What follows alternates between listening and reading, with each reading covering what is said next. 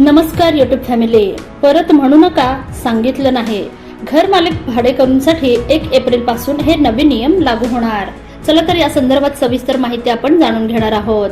जर तुम्हाला real estate व्यवहारांबद्दल संपूर्ण माहिती हवी असेल तर आमच्या यूट्यूब चॅनलला सबस्क्राईब करा आणि नवनवीन व्हिडिओ अपडेट्स मिळवा. सबस्क्राईब करा आणि तुमच्या रिअल इस्टेट नॉलेज मध्ये भर घाला. घर भाडे भत्ता क्लेम करणे आता पूर्वीसारखे सोपे राहणार नाही. नव्या आयकर नियमानुसार भाडे सवलत घेणाऱ्या करदात्यांना घर मालकाशी असलेले नाते स्पष्टपणे जाहीर करावे लागणार आहे.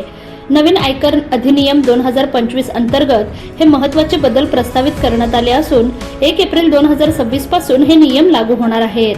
सरकारने यासाठी नवीन ड्राफ्ट नियम आणि फॉर्म जाहीर केले असून अंतिम अधिसूचना लवकरच जारी होणार आहे. या बदलांमध्ये सर्वाधिक लक्षवेधी बदल म्हणजे नवीन फॉर्म 124. या फॉर्मनुसार HRA क्लेम करताना कर्मचाऱ्यांना ज्या घरमालकाला भाडे दिले जाते त्याच्याशी आपले कौटुंबिक किंवा इतर कोणतेही नाते आहे का हे स्पष्ट करणे बंधनकारक असेल. सध्याच्या व्यवस्थेत ही माहिती देणे आवश्यक नव्हते. खोट्या भाडेपावत्यांवर अंकुश. नवीन नियमांमुळे कर वाचवण्यासाठी सादर केल्या जाणाऱ्या खोट्या भाडेपावत्यांवर आळा बसण्याची शक्यता आहे. अनेकदा करदाते आई वडील किंवा नातेवाईकांच्या नावावर भाडे दाखवतात. आता नातेसंबंध उघड करणे बंधनकारक झाल्याने अशा व्यवहारांची पडताळणी करणे सोपे होणार आहे. यामुळे HRA दाव्यांमध्ये पारदर्शकता वाढेल असे कर तज्ञांचे मत आहे.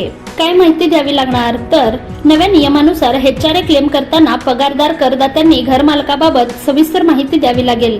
यामध्ये घरमालकाचे नाव, पत्ता, पॅन आणि त्याच्याशी असलेले नाते यांचा समावेश असेल. महत्त्वाचे म्हणजे कुटुंबातील सदस्यांना भाडे देण्यास कोणतीही बंदी घालण्यात आलेली नाही.